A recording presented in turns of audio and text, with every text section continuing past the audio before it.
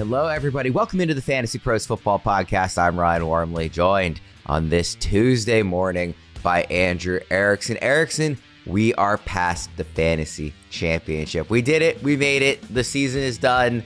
We now enter into the long abyss of the fantasy football offseason. Of course, we still have football going on for the next several weeks, so you and I are not going anywhere in terms of this predictions show. But of course, the fantasy side of things is going to look a lot different until what is it? 8 months from now, 9 months from now, however long it is until next draft season. How are you feeling the day after fantasy championships were decided? Was it a successful week 17 for you or not? It was not a successful week 17 for me. I had the privilege isn't the right word. Made the mistake of starting Tetairoa McMillan over Luther Burden, which ended up costing me a chance at a championship. Went back and forth trying to figure out, he was sick, down with the sickness. Bunch of players came up on the injury report on week 17 with illness. So second guessing myself and the process behind going by T-Mac and Luther Burden. Just thought about it more. I should have been open more to Burden as an option there, but hey, you can't get every call right. And I know that a lot of people also dealt with that because I posted that on social media, just like, hey, let me know what cost you your fantasy championship. And a lot of people, one way or another, 1v1, torn between two players. If they'd gone the other way, would have had different results. But hey, this is the game that we play. That's why we love it so much, because it feels so good when you win. It feels devastating when you lose, especially when you had the chance to win in your grip. It's like I'd rather would have got blown out by the other team. It was like there was no shot I would have been able to win. That's or not even getting blown out, but you'd rather you had a bunch of straightforward decisions and you never considered the guy that I had 2 championships, and in one of them I really agonized over starting Christian Watson or Michael Pittman, Ladd McConkey. I had a few different options to fill 2 spots. And I made the wrong decision sitting Christian Watson. So on Saturday night, I see him have 100 yards and a touchdown. And I'm going into Sunday, just kicking myself. And then I'm going up against Drake May in that league. So early Sunday, I was like, oh my God, I made the wrong decision and I'm facing May. This is over. But I did end up actually coming back to win that league. So, but if I hadn't, I was going to be really angry. The other league, I had no clear decisions. I was like, win or lose, or excuse me, I had only clear decisions. So I was like, win or lose, I can live with this because I never considered starting anybody on my bench. I didn't make any, quote unquote wrong decisions. So, if I just get beat, then hey, I just got beat, and sometimes it happens. That was a lot more relaxing in that league, knowing that I wasn't going to be just kicking myself for months if what my final tough decision of the year ended up what costed me. Yeah, I was definitely gutted the most by a Discord user. I think it was Fuzzy in my Discord asked me about Trayvon Henderson versus Derrick Henry. And I can tell you not make the right call there. So watching Derrick Henry just go off on Saturday, I literally wanted to throw up. I felt so sorry for the person that I gave them the wrong advice. And yeah, it sucks to lose. And it's not fun, especially when you make the wrong decision. But hey, hoping to be better. Improve the process in the off season. Again, already looking at 2026 ranks, ready to go. 365 days till you win your fantasy league if you didn't win this year. So looking up, ready to close the book on 2025, but looking forward to still looking at week 18, the regular season playoffs for the NFL, because I think that there's still takeaways for fantasy. Again, this stuff still counts, right? Even though it doesn't count in the total, what did they do in 2025 in the fantasy season? We can still use guys that break out. We still have some rookie and young players that could potentially take another leap in the playoffs for the real NFL teams. And that I think is worth considering when we're drafting these guys in 2026.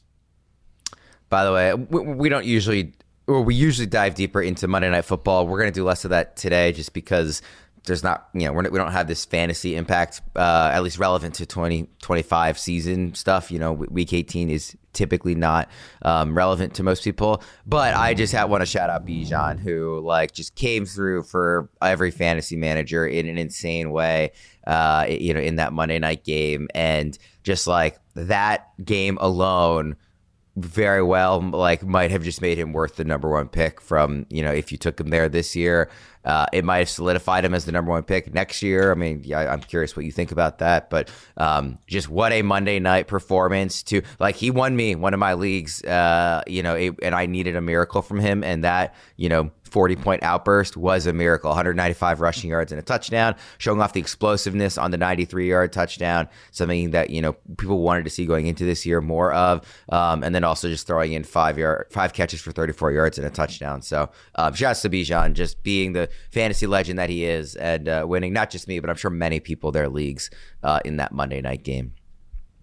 Bijan capped off the year as the RB3 overall, right behind JT and McCaffrey. It's actually interesting. In standard, Jonathan Taylor actually finished as the RB1 in standard formats. Wow. Just because of how, McCaffrey just did so much. He still has a chance to catch. He still has a chance to go for 1,000 receiving yards. He's still technically live for that if he has a big game in Week 18. So, the top three, JT, McCaffrey. That just goes to show how much of a lead JT scored to start the year. He looked like the ultimate, you needed JT to win your league. And, of course, we know what happened with the Colts. Things obviously fell off with the quarterback injuries. But he just had such a lead on how many points he was scoring to start the year that, he was still a top 3 running back despite, a lackluster finish. I will pick Bijan ahead of those two next year in drafts. I'll tell you that right now. McCaffrey is the circle do not draft because he's coming off 1 billion touches. This is the exact reason why we faded Saquon this year and then TMC the year before that. Yeah. As great as McCaffrey was this year, give the credit to him. The guy stayed healthy. He's probably going to win comeback player of the year. Number one on my do not draft list in 2026. I can tell you that right now because I don't know exactly how many touches he had, but it's going to be over 500 by the time that the playoffs wrap up. Yeah. And that's no thanks.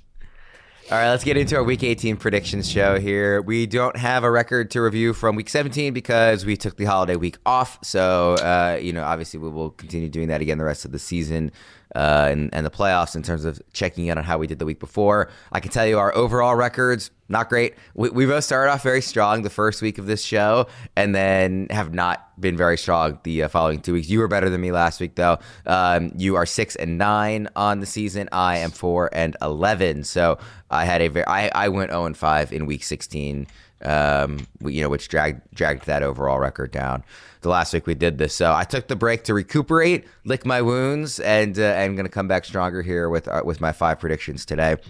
When it comes to managing your money, you've got to think like a fantasy GM. It's all about making smart moves. That's where the Klarna card comes in. It's like that perfect waiver wire pickup for your everyday finances. You can pay in full now or plan ahead to pay later so you stay flexible and always in control of your budget. It's your debit card upgraded. No credit impact to apply, no hidden fees, and it works anywhere Visa is accepted. Think of it as a game-winning play for your everyday finances. Sign up for the Klarna card by downloading the Klarna app or learn more at klarna.com/US/Klarna-card and take control of your purchases your way.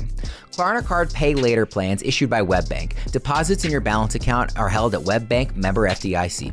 Anywhere Visa is accepted. Certain merchant, product, good, and service restrictions apply. Some merchants do not accept virtual cards. Physical card only included with a paid Klarna membership plan. Let's start off with your number 5 prediction here. What do you got for us? Yeah, so I'm looking at my New England Patriots hosting the Miami Dolphins with a chance for the number 1 seed in the AFC on the line. The Patriots win and the Broncos lose to the Chargers, although the Chargers are going to be starting Trey Lance. So I don't like my chances of my Patriots getting that number 1 seed for that reason. But regardless, I still think they have something to play for here because it's contract incentive season, Worm. Week 18, this is what it's all about, getting these guys paid. So 2 guys I'm looking at and circling here, Stephon Diggs and Hunter Henry for the New England Patriots. So Hunter Henry has contract incentives at 60 receptions and 65 receptions. He's currently at 55 receptions. So I think he's going to go for at least 5 catches in this game, get him a nice payday from Drake May. I believe the Patriots did this last year with Austin Hooper, where he had 3 or 4, he was away. Now they were playing for a lot less back in Week 18 of that particular matchup. But still, the players are aware of this. The quarterback knows, hey, my guy wants to get paid here. So I think Hunter Henry's going to go over his reception prop, which is probably going to open around 3.5. I think that you can tease it up to 4.5 because I think that they're ultimately going to get, Henry needs 1 more catch. Let's just get him. Let's just throw the ball behind the line of scrimmage and he'll catch it and he'll cash in his contract incentive. So Hunter Henry's going to go for 5 catches over 4.5.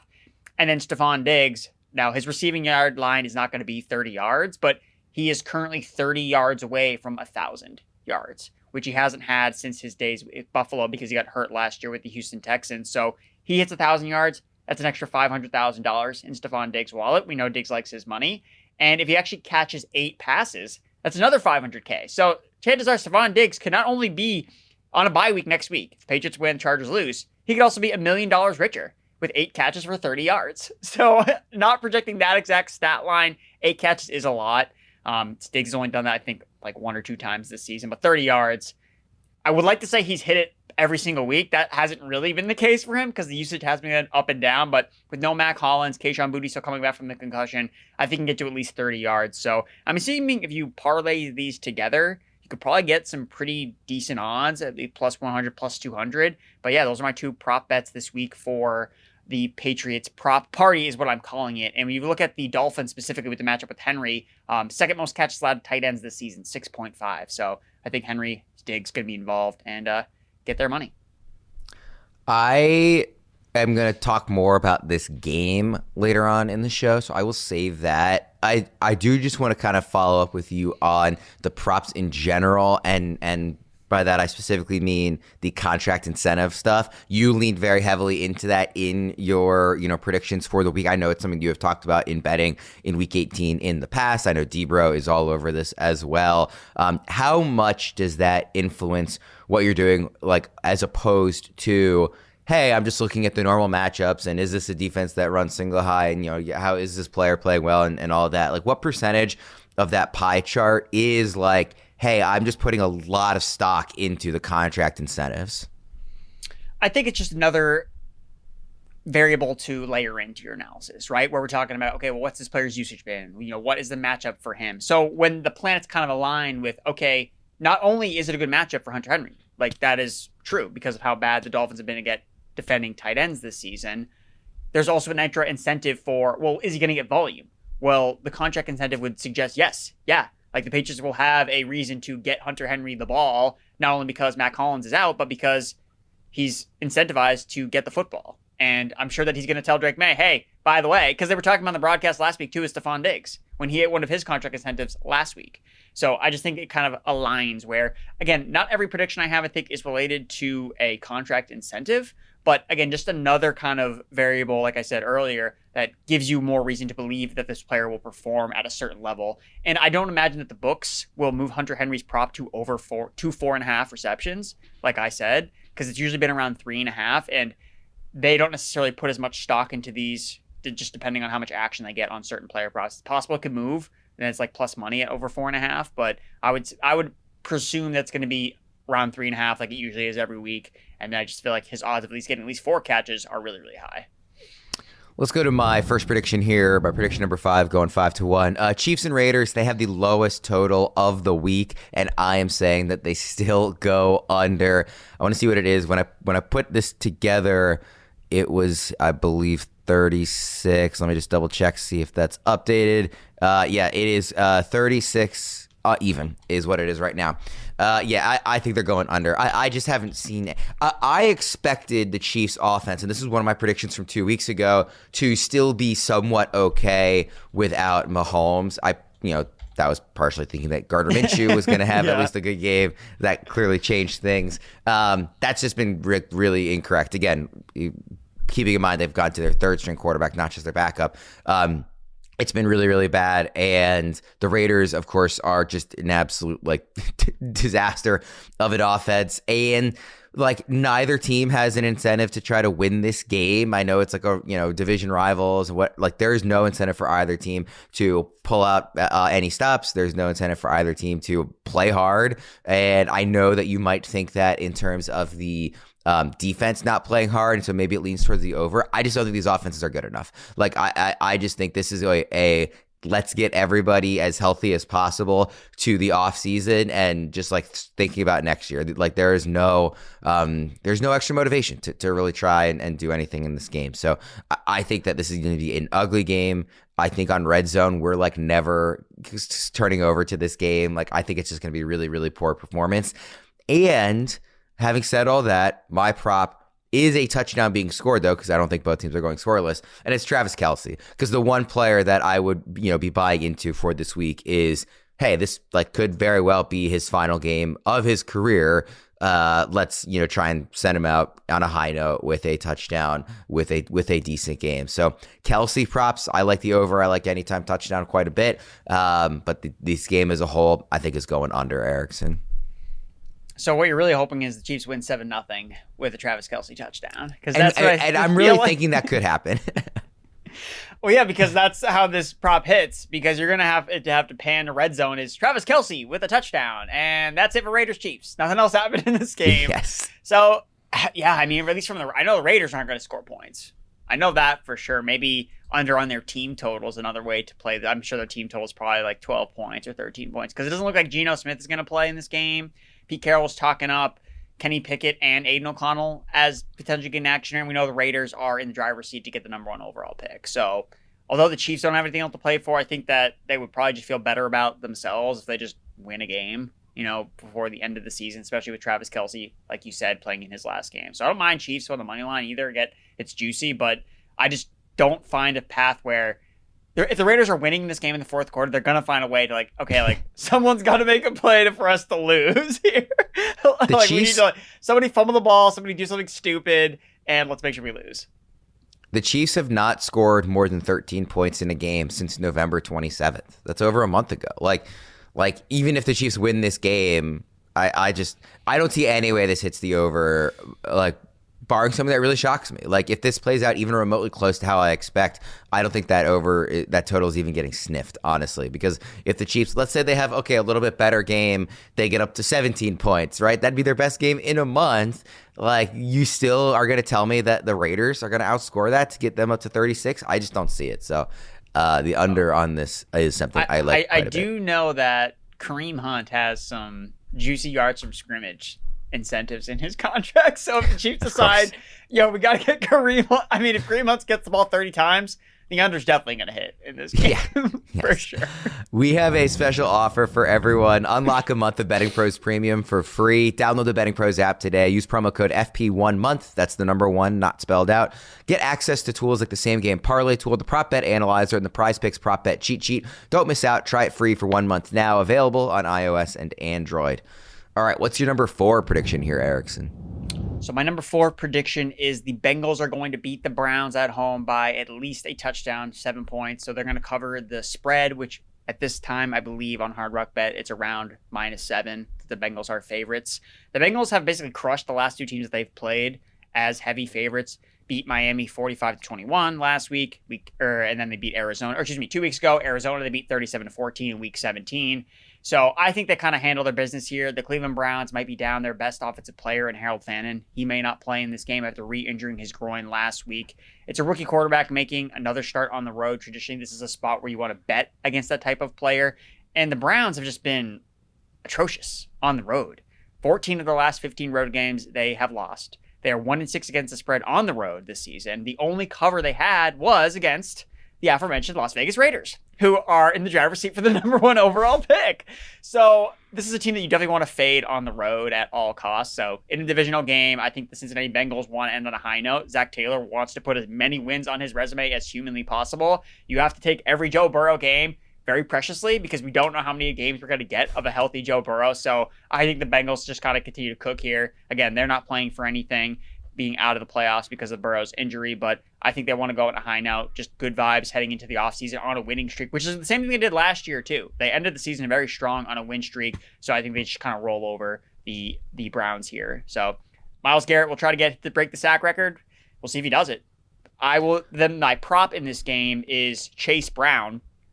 He needs 53 rushing yards to hit 1,000 for the first time in his NFL career. So 3rd season for Chase Brown. Didn't hit it last year. He came really close to 1,000 yards last year, but he got hurt at the end of the season, so fell just short. I think that they're going to make it a point of emphasis this week to hey, Joe Burrow has just waxed so much poetic about how much he loves Chase Brown, how he's one of the best running backs in the NFL. They were talking about that all in the broadcast last week against the Arizona Cardinals, and I think they're going to make sure he gets to 1,000 yards. So he needs 53 rushing yards. I assume that his prop wasn't posted before we recorded the show.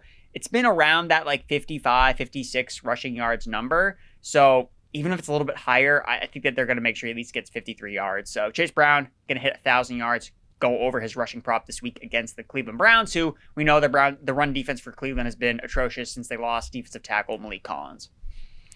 I considered Bengals to cover as my Hard Rock best bet of the week, and then you kind of already mentioned it here as your prediction, so I went in a different direction. But that was on my short list of games I was thinking about for that prediction. I totally agree with you. I don't really have all that much to add. Like I think this is absolutely a game where the Bengals are going to obviously the Bengals aren't playing for anything, but I do think they are playing for themselves. Like I think they want, I don't mean that like selfishly. I mean like they want to end the season on a 3-game winning streak. They want this offense to look really good. I think they want to be able to point to it and say, look what this could have been, if we had Burrow healthy the whole year, like even with the defense we have. Like I like you said, Zach Taylor wants to win. I'm sure like Joe Burrow didn't come back to not, go out and try to win big. I just think they are going to be more incentive. Like the Browns just had their big let's end the season on a high note moment already. They're not they are I don't think are going to care so much about doing it again. Like the Bengals I think are going to want to continue. I mean, setting aside that shutout against the Ravens, the Bengals have scored at least 32 points in all 4 games since Joe Burrow returned. Like that is I think they want to continue that momentum going into the offseason here against a division rival. Again, like you said, it's in Cincinnati, which is the Browns defense has been much better at home this year. So this game's in Cincy, not Cleveland. I think the Bengals win by like 2 touchdowns, honestly, not just covering the 7 points.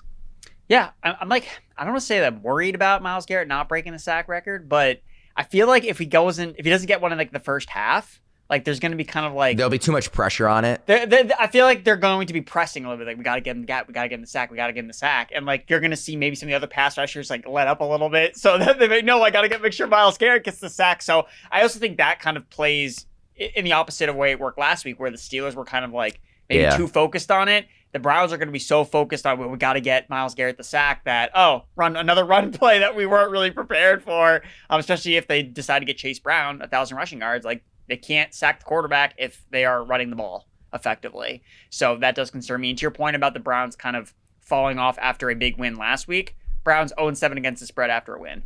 So basically every time they win, they usually don't live up to expectations the following week. So, I mean, I want Myles Garrett to get it. I love seeing elite players break records, especially on teams that are as bad as the Cleveland Browns. How Myles Garrett has been able to do this despite always being like a negative game script. To have this many sacks is just a credit to how talented of a player he is. But I mean, the Bengals offensive line is bad enough where he should be able to get it done here. I think the sack point's a great one. I couldn't have said it better. So let's go to my next prediction here. Speaking of the Browns giving the Ravens hope, Tyler Huntley starts again for the Ravens, but they win anyway thanks to Derrick Henry. That is my prediction. Prop. I think Derrick Henry's getting 100 yards and a touchdown in this one. And I think an interesting betting angle is Henry as the last touchdown scorer, which I didn't look up what the odds of that are because not all the props have like kind of been posted yet for the week doing this early, but you can often find that prop somewhere. And I think using him as the closer, like it was very clear in the game against the Packers that like message received about not using Derrick Henry against the Patriots to close out that game. Like the Ravens were like, okay, we're just going to run this Hall of Fame running back into the ground, except for you can't do it because he is like legitimately built different and just like the most insane beast of an athlete I can never recall playing the position. And I think they're going to do it again. I think they're going to, like, regardless of who's starting a quarterback, I think they're going to come in here and say like, the path to success, especially against the Steelers team. This is what I wanted to see in the first Steelers matchup is because they were coming off that loss to the Bills when the Bills ran all over them. And I was like, okay, do that with Derrick Henry. They didn't really do it, and they lost that game in very typical Ravens Steelers fashion.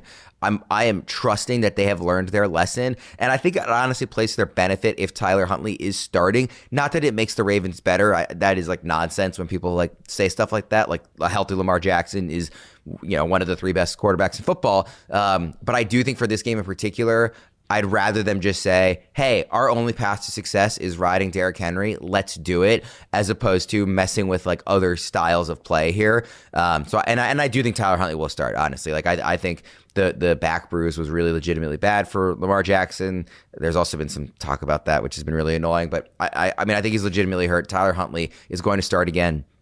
And I think they're going to ride Derrick Henry, and it's going to go well. And I didn't want to say the Ravens cover because I just get really uncomfortable with the idea of like Tomlin getting 3 points like in a matchup that is just always crazy and close. Like these Ravens-Steelers games are always within a field goal. But I do think the Ravens win this one thanks to King Henry.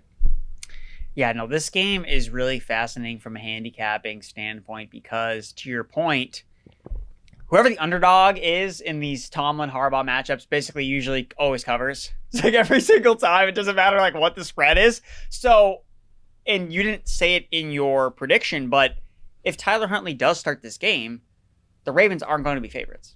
Like, you're going to see the lines flip in favor of Pittsburgh. But to your point, just really quickly, what do you think the line will be? Because I expected it'll be like Steelers -3. I went into this game like before the line posted. I was texting one of my really good friends who is an avid bettor about it, and I was like, what do you think this line is going to be? And I thought the Ravens were maybe going to be like -1 or something, basically a pick 'em even with Huntley. But I expected it to be Huntley. So then when it was -3, I was like, oh, I guess they're assuming Lamar's starting. I have been kind of assuming that Lamar wouldn't. I thought it would be Huntley again, but maybe I end up being wrong about that. I know it's certainly still questionable at this point in the week. Well, I think from a betting perspective, you probably want Huntley because that means you get the points with the Ravens because the lines will flip in favor of the Pittsburgh Steelers. And then to your second point that you made, that means they're going to feed Derrick Henry.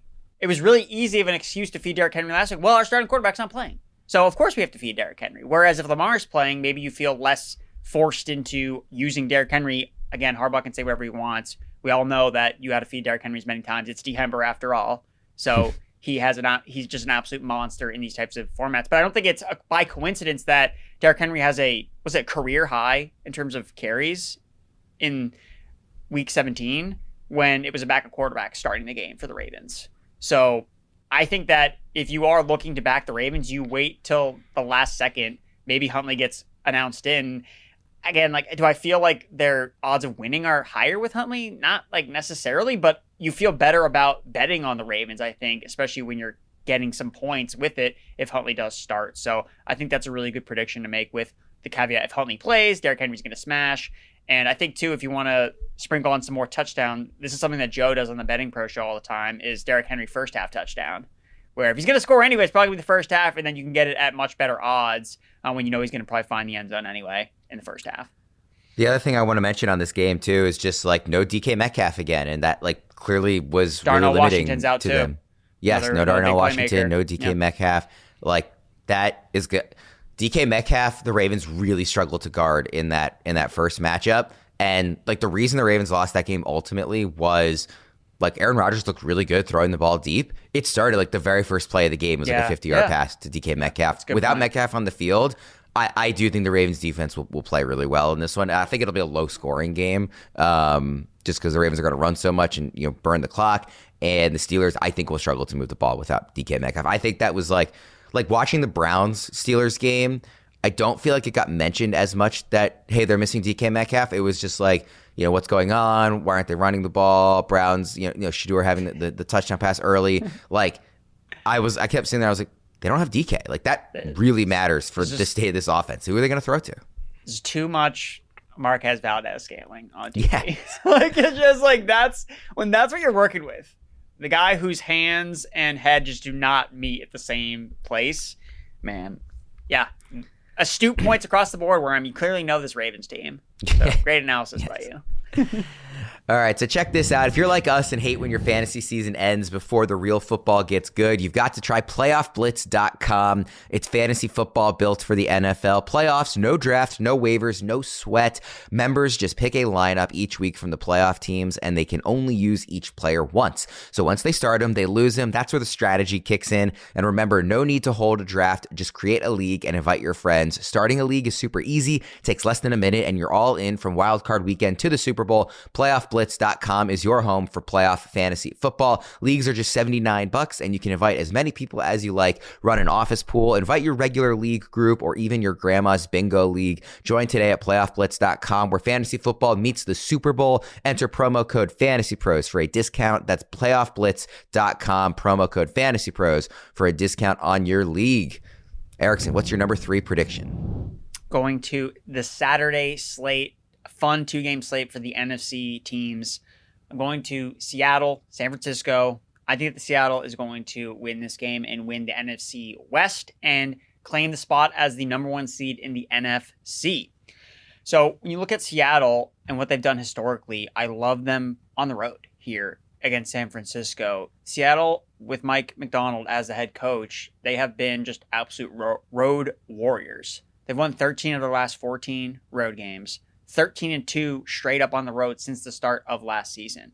So this team is just built to play away from Seattle, and it's really surprising because they can't really run the football, although it has come alive in the last couple weeks between Ken Walker having a big game 2 games ago, Zach Charbonnet having a really big game in Week 17. So I think that Seattle, yes, Sam Darnold seems like he's always one play away from like totally imploding with turnovers, and Brock Purdy looks like the hottest quarterback coming into Week 18, but I just kind of like chasing the trends here with Seattle and a tight spread. The 49ers, if you look at them at home, they're traditionally a lot of times overvalued at home. So 0-7 against the spread in their last 7 home games facing NFC West competition. So in the division, they have not really rose to the occasion of winning and covering the spread at home.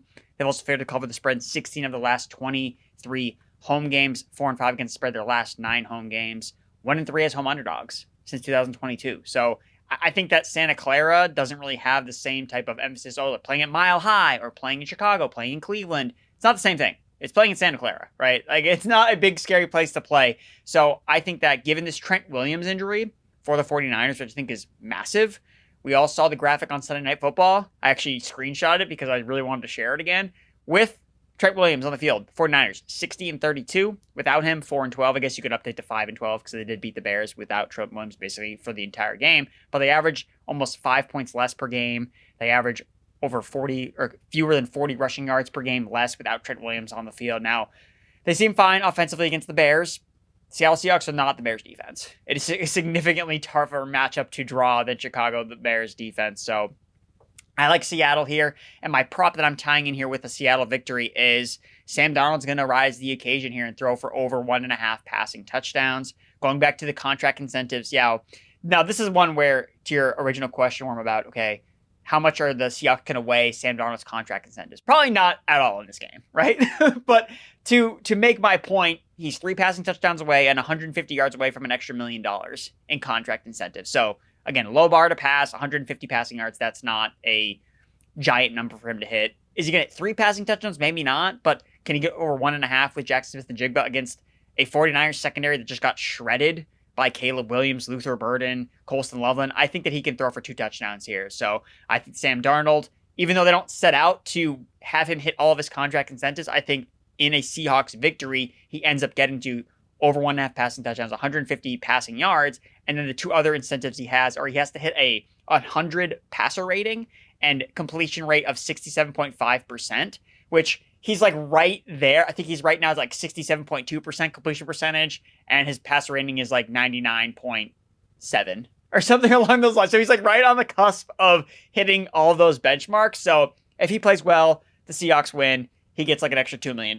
So Week 18, Saturday night, it's going to be a great night for Sam Darnold and company. First of all, I just have to say, like, I was laughing all day on Sunday. I saw people saying, like, well, what's the Sunday night game going to be in Week 18? This is after the Browns had won. They were like, is it going to be Bucks Panthers? Is it going to be like, the fight for the 1 seed in the NFC West? I was like, I would bet any amount of money it was going to be Ravens Steelers. This is like NBC's absolute dream is to have Ravens Steelers for the division winner, win and in, loser eliminated from the playoff contention. Like that was always going to be Sunday night. And then the other 2 games that were like super relevant in this way were going to be Saturday. So like the schedule surprised me 0%. I couldn't believe anybody who thought it was ever going to be anything different. There was definitely no conversation of, wait, should we put Panthers Bucks on the Saturday night primetime or the Sunday night prime? It's like, no, they can be a 4:30 window usually for the Texans, but we'll give it to the Carolina Panthers and Bucks. Yeah, absolutely. Especially because now that the Falcons won, I forget what it is, isn't it like if they win again, then it doesn't actually matter. Like the Panthers can still lose and win the division. So like they wouldn't want to put it on Sunday because then they could know that game actually doesn't end up mattering. It matters going into Saturday, but then we'll see on Sunday, maybe. So yeah. I don't think anything would like capture the way this Bucs season has gone than for them to beat the Panthers and then have the Falcons beat the Saints and then the Panthers backdoor their way into the division. It would be hilarious, honestly. So Sam Darnold, if you look going back to week 10, these are his QB finishes in fantasy. QB 26, 25, 11, 30, 4, 28, 8, 29.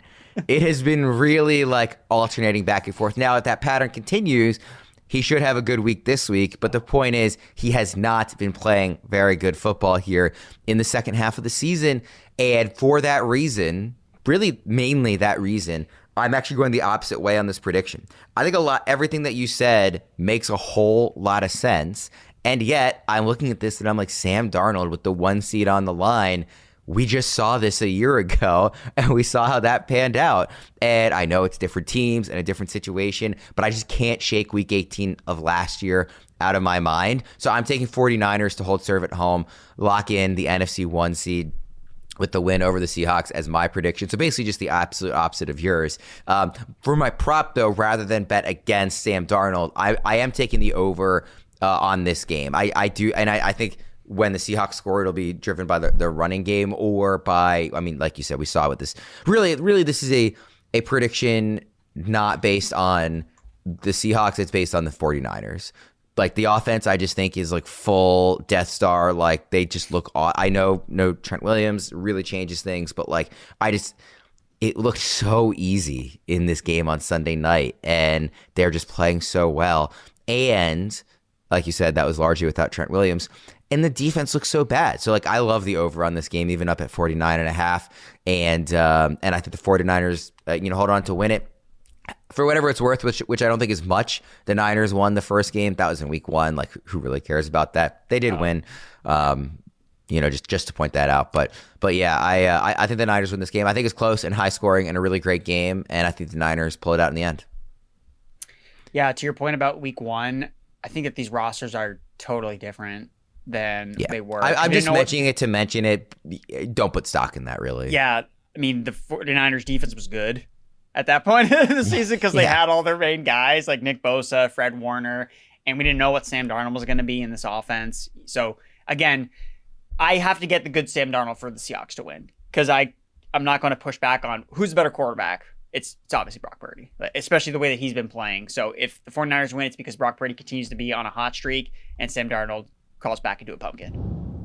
If you want a chance to win a Bijan Robinson and Drake London signed mini helmet for free, courtesy of our friends at pristineauction.com, all you need to do is head to fantasypros.com/contest, complete the form, and either download the Fantasy Pros app, leave a review for the podcast, or follow us on X, Instagram, or TikTok at Fantasy Pros. The more actions you complete, the more entries you receive. We will be announcing a winner right here on the podcast. If you're watching on YouTube, be sure to subscribe and turn on those notifications so you can be alerted when new episodes are up and to claim your prize.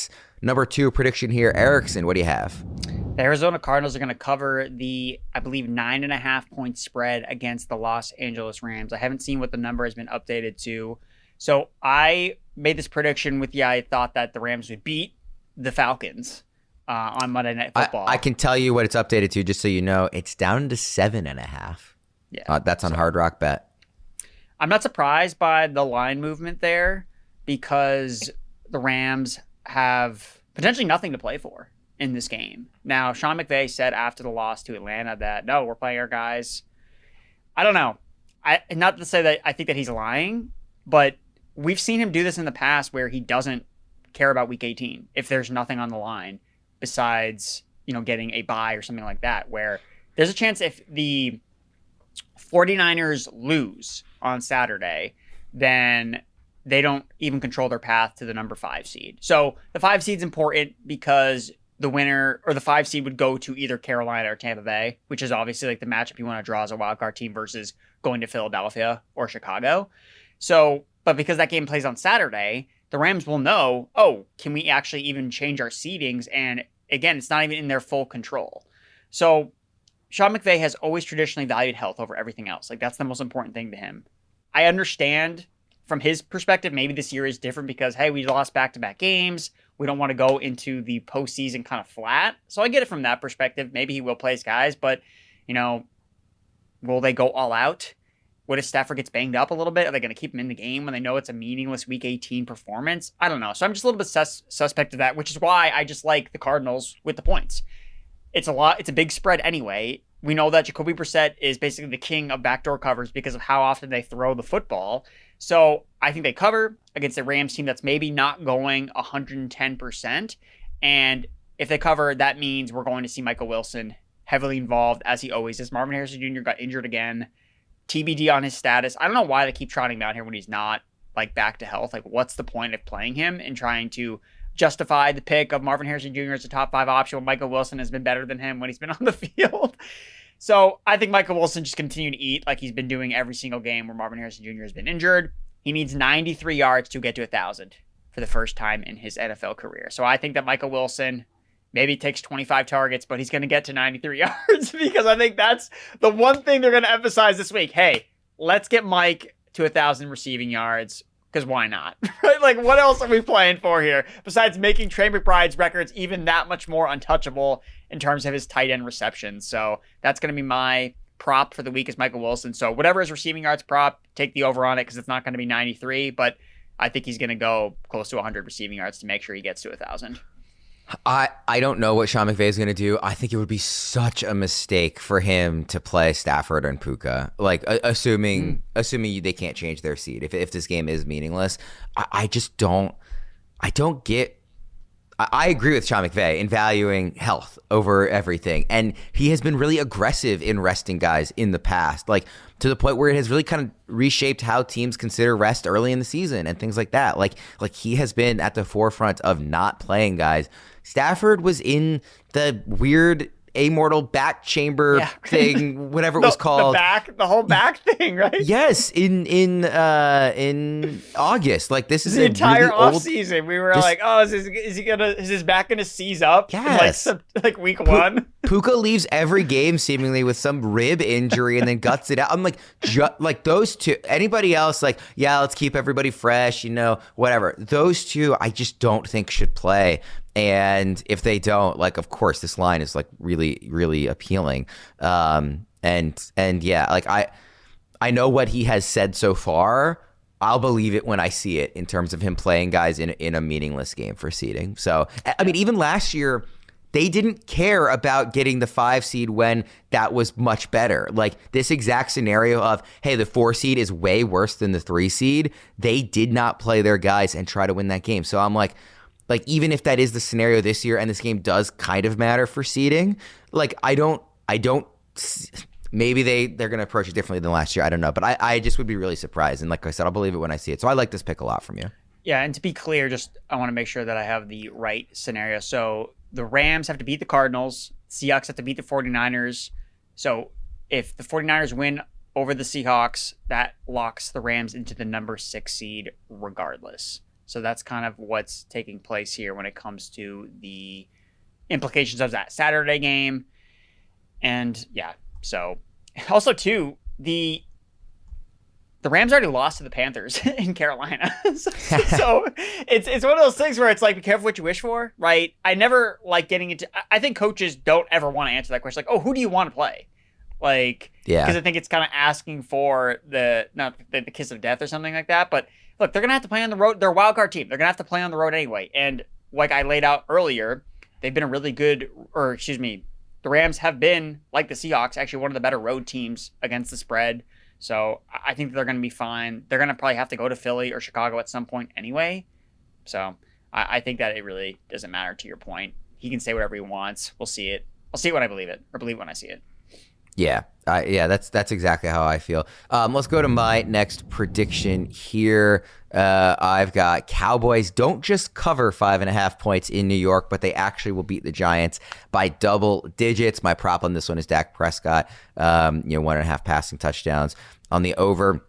If you look at, this is another one where the last time these two teams played was a very long time ago. It was that crazy 40-37 game back in week 2. Obviously, the teams look very different there. I'm just mentioning it to mention it. But really, I think the Cowboys are going, and by the way, I'm still traveling. This is the last day of my holiday trip, so I haven't seen every quote from every coach. If they have come out and said that there's any reason they're not going to kind of give this their all, then please correct me here, Erickson.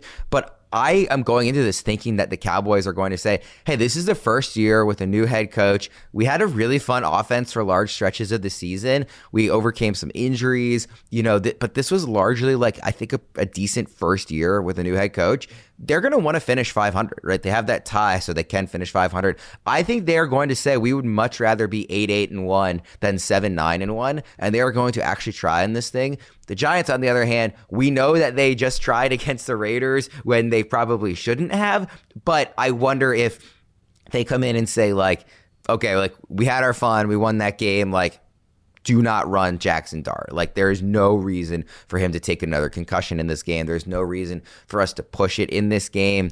I believe they still do have a chance. If the Raiders win, the Giants could still get the first pick. It is possible. So I wonder if ownership comes in and kind of like puts their thumb on the scale a bit there. But the ultimate side of this is I think the Cowboys are a better team, and I think the Cowboys are much more likely to actually really try in this game because I do think there is going to be some level of pride in year one of this regime getting to just at least 500 and being able to say you kind of started off on such a nice foot for his tenure. So I think the Cowboys win, and I think they win big. Yeah, this is going to be Week 18 Malik Davis chalk week for the most part because it doesn't seem like Javonte Williams will probably play in this game because he's dealing with like neck, shoulder injuries. He's already hit every contract incentive he has. He's going to be a free agent. Probably wants to re-sign with the Cowboys. So I don't think we're going to see Javonte go here, but everyone else, if they're healthy, they should be full go. So I think the Dallas Cowboys roll here as well. Schottenheimer's talked about how they really want to finish strong in the division. I think that if they win against the Giants, they go 5-1 in the division. So, and to your point, getting to that 500 record, it's his first year as the head coach, so I think they want to go out on a high note, and you can destroy this Giants defense. Again, we talked about this through the trade show, but who's most likely to be ready for Cancun is the Giants in the second half of this game. Yes. Like those defensive players are not going to want to tackle this Malik Davis guy who hasn't really been a starter or really played that much. He's pretty fresh. And he's going to be running wild. So over on Malik Davis props this week as well, if you want to layer in some SGP action with that Dak Prescott prop that you have. Let's go to our number one predictions here, Erickson. We are both on the same game here. I wanted to make sure that I picked predictions for the 3 games that are most relevant in this week, no matter what, and then just find 2 elsewhere. So we've both got this Panthers-Bucks game here as our final predictions. What are you expecting in this game? Carolina Panthers are going to win this game and win the NFC South. This is something that I'm heavily invested in throughout the offseason. I liked Carolina Panthers to win the division, and I also bet on Tetrarod McMillan to win Offensive Rookie of the Year, which he is currently the favorite, not by much. Tyler Shuck is definitely breathing down his neck to kind of take that award from him, but I think a statement game from T-Mac to get the Carolina Panthers to that division crown, I think will cement him as the Offensive Rookie of the Year. So my prop here to go along with Carolina Panthers winning outright and winning the NFC South is T-Mac's going to go over 57.5 receiving yards. Obviously, major disappointment. I talked about the start of the show. He's the reason why I didn't win my fantasy championship. McMillan. I don't know if it was the sickness or what the deal was. Dave Canales actually came out after the game and said that it really wasn't due to his sickness. That was due to his lack of production. I mean, the fact of the matter was Bryce Young threw for 54 yards. So you're never going to see a lot of receiver production when your quarterback only throws for a little bit over 50 yards. And he did give credit to the opposing defense, saying that they schematically were taking away T-Mac. That's not the case here against the Buccaneers. We know that the easiest thing to do on them is to throw. We saw it 2 weeks ago when T-Mac had a big game, and he was actually one of the predictions that got right in week 16 was that T-Mac was going to have a bounce back performance. So if it ain't broke, don't fix it, Worm. Going back to Tetrarod McMillan to have a big game here, help the Carolina Panthers win the division. And the thing with the Carolina Panthers, I've cracked the code with them when it comes to betting on them. So they are 7-0 straight up after a loss. So basically, every single time they lose, you bet on them the next week and they cover the spread. Every single time. And that's why last week I was so heavy on Seattle to cover their touchdown despite being on the road because, well, the Panthers were coming off a win against Tampa Bay. So I don't understand why Buccaneers are favored. To be honest, I get they're at home. But Buccaneers have lost 7 of the last 8 games. This team is just circling the wagon. Baker Mayfield's not 100%. He's been injured since basically second half of the season or the start of the second half of the season. And I just think that this continues to spiral for them. So give me the Panthers on the money line. Panthers +3. Don't care. Fade the Buccaneers, and T-Mac's going to have a big game. He already went over this number 2 in the first matchup against Tampa Bay. And the other thing, too, the Buccaneers' only good defensive player in their secondary, Jamal Dean. Or I shouldn't say only good player. Antoine Winfield's pretty good, too. But Jamal Dean, their corner, he got hurt last week, dealing with a shoulder injury that apparently he's been playing through all season. If he doesn't suit up, it's the aerial show with Bryce Young and T-Mac.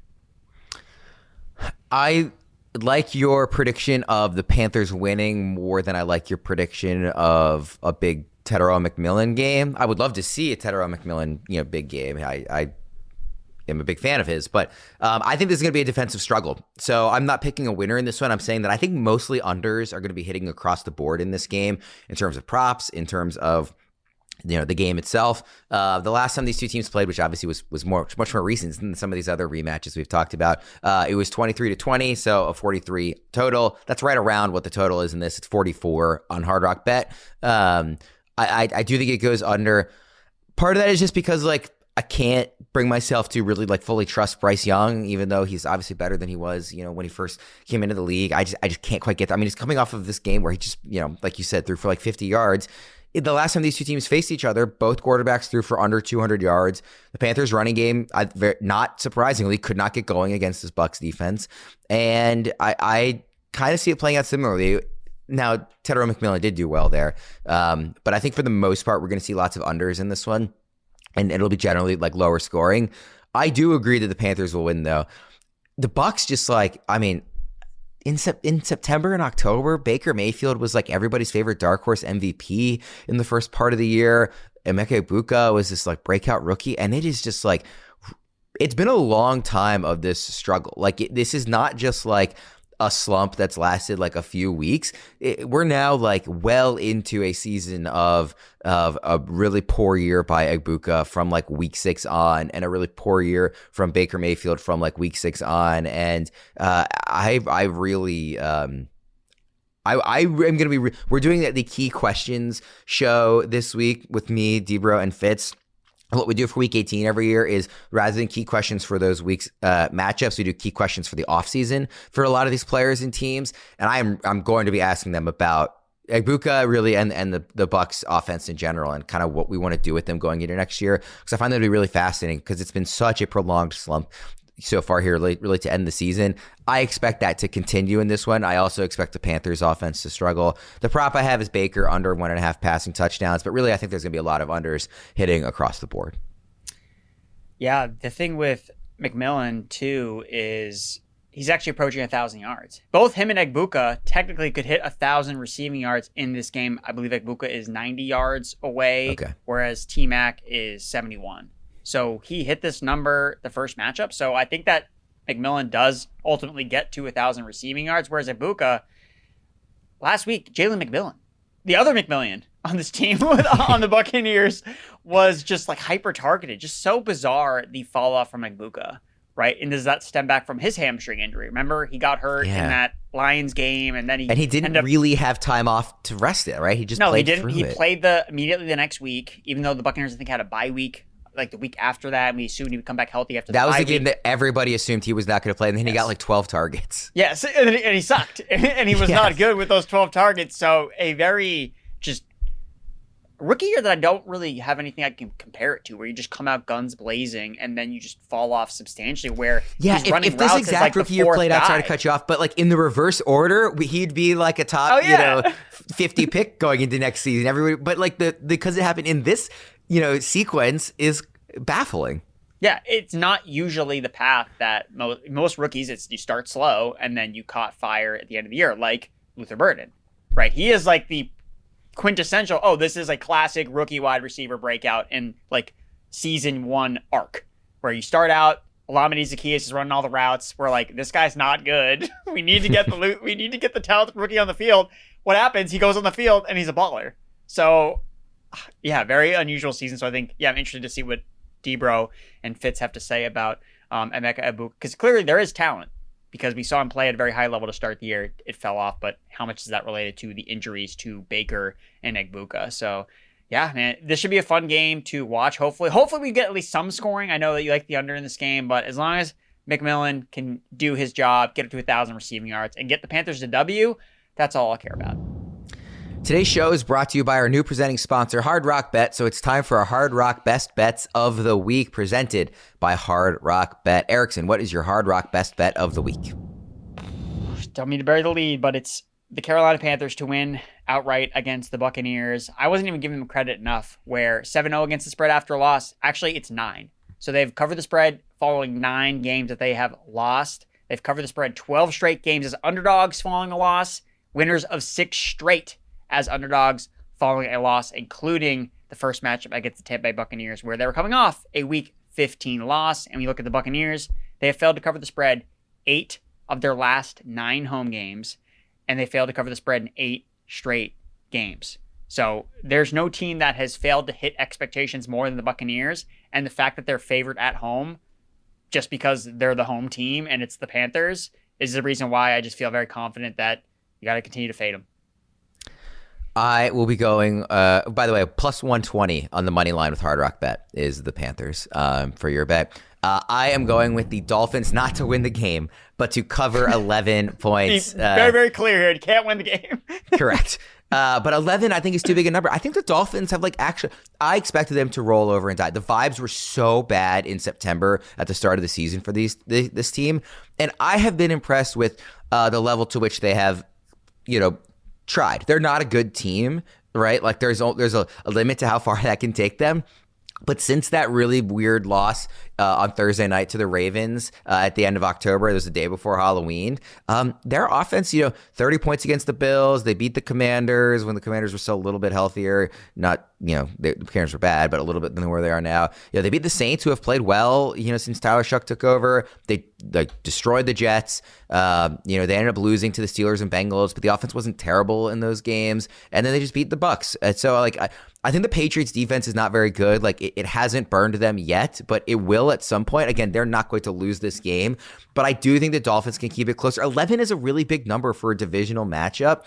And I know if this game was in Miami, I'd feel even better about it. Of course, given Patriots history there, it's in New England. It's going to be really cold. That does scare me when I make this prediction, but Tua's not the quarterback, right? The cold weather, maybe that was, we have this image of it being a Dolphins thing, but Tua was a really big part of that. So not that Ewers is some great quarterback, but I wonder if the cold maybe impacts him a little bit less than it would have Tua.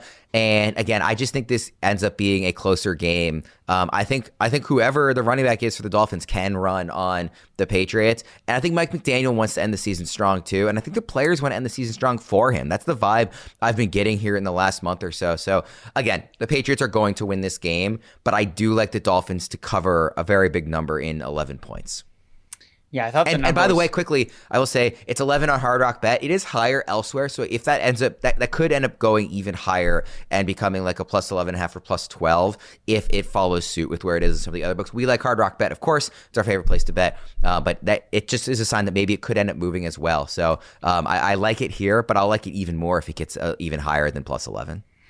Yeah, I didn't have the cojones to pick a side here with the Dolphins and Patriots because I want my Patriots to win, of course. But, man, I thought that the points spread was a lot for the Jets last week, and clearly it wasn't enough points. Now, Dolphins have been much better than the Jets. The Dolphins have also beaten the Jets this year, so they're not as much as a bottom-dwelling team. Quinn Ewers, not exactly the cold weather quarterback you'd envision. Again, played at Texas, not exactly this, I'm built for cold weather. So that maybe is one kind of concern with him making this start. And is Jalen Waddle going to play in this game? That's the other thing too, where I'm I get a little nervous about, so Theo Wees, or whatever his name is the number one Darren Waller, Greg Dulcich. Is this what we're trotting out here? For you to be right here, it's Achane. Right. If he has that monster game, which he can definitely do because the Patriots run defense that I've talked about every single ranking show, buns. It's just been absolute buns since they lost Milton Williams. Robert Spillane is not healthy. They lost another defensive tackle who hasn't been playing. So unless these guys suit up for Week 18, which I think that the Patriots are probably going to err on the side of caution because their odds of winning the number 1 seed are a long shot anyway, I think that those guys probably aren't going to end up playing. And when you look at Achane, so 33 rushing yards away from the second highest rushing yard season in Dolphins history. He has 90 scrimmage yards in 11 consecutive games. That's the longest active streak in the NFL. His 10 games with 100 scrimmage yards or more are tied second most by any player in Dolphins franchise history, trailing what running back? Which Dolphins running back has the record for most 100-yard scrimmage games? I don't know. He also holds the record for the single highest rushing yard season in Dolphins history. Who is that? I whenever you put me on the spot like this, I'm always like, I feel like I should know this, and then I just my brain totally freezes. Comments, please throw it in the comments. Pause it right now. Throw it in the comments. 3. So you want to know it? You ready? You give up. You plead the fifth. See, I want to throw out a guess, but I feel like I'm going to sound like an idiot if I throw out a guess. Dude, just come on, give it a shot. You missed Ronnie Brown? shot. Ronnie Brown. Okay, good guess. Good guess. It's not correct. It's Ricky Williams. It's Ricky Williams. Okay, those were the two I was actually thinking of in my head, and I went with Ronnie Brown. At least you didn't say. I should have gone with the other one, but I mean, you could have said Jay Ajayi. I did not think it was him. Okay, those are our Hard Rock Best Bets of the week. Today's show is brought to you by our presenting sponsor, Hard Rock Bet, the official sportsbook partner of the Tampa Bay Buccaneers and the Jacksonville Jaguars. Just because your fantasy season is over doesn't mean the fun has to stop. If you're listening to this podcast, you're probably deep in the stats, injury reports, and matchups. On Hard Rock Bet, you can put your ball knowledge to the test. Build a same-game parlay on Hard Rock Bet and turn game day into payday. And if you missed kickoff, don't worry. Hard Rock Bet has live in-game betting, so you're never too late in on the action. Find a winner or grab that player prop you meant to play and live bet between snaps in just a few easy taps. If you haven't tried your first bet on Hard Rock Bet, there's still time for you to get $150 in bonus bets if you win. Just place a $5 bet, and if it hits, you get not only your winnings, but an extra $150 in bonus bets. Plus, Hard Rock Bet offers new promos every single day. So whenever you're listening, just open the app and check out what you've got any day of the week. Download the Hard Rock Bet app and make your first deposit. Erickson, we will get out of here on that. This show will continue into the playoffs. We'll be doing predictions for every single game all playoffs long, so be sure to continue checking us out here. Even though the fantasy season is over, we'll see if we can get our records looking a little bit better here after this week and beyond. For Erickson, I'm Ryan Wormeli. Thanks, everybody, for tuning in. Hopefully, you are listening to this celebrating a fantasy championship. If not, maybe we can have some fun winning some bets here in Week 18. We'll see you next time. Go Panthers.